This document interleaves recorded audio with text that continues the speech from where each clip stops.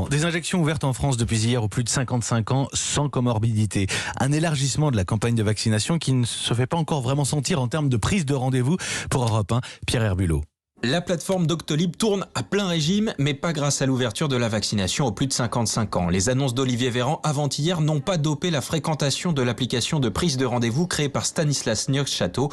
Du moins pas encore. Alors non, ça va être très progressif. Les plus de 55 ans peuvent aller chez leur médecin généraliste et pharmacien. 1 million de rendez-vous cette semaine, 200 000 à 300 000 ensuite, toutes les semaines. Les plus de 60 ans à partir de mercredi dans les centres de vaccination pour se faire vacciner à partir de vendredi. Cette accélération va se poursuivre grâce à l'élargissement et au défi vaccination de l'ensemble des acteurs de la chaîne, publics comme privés. Pas d'emballement non plus dans les pharmacies. Myrène dirige une officine à Boulogne-Billancourt. Elle a déjà depuis plusieurs semaines une liste de personnes de plus de 55 ans candidates au vaccin.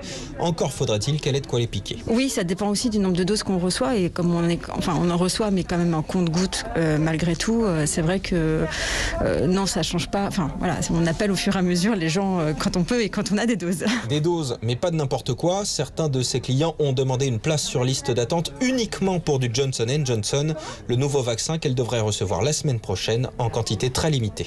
Pierre Herbulot.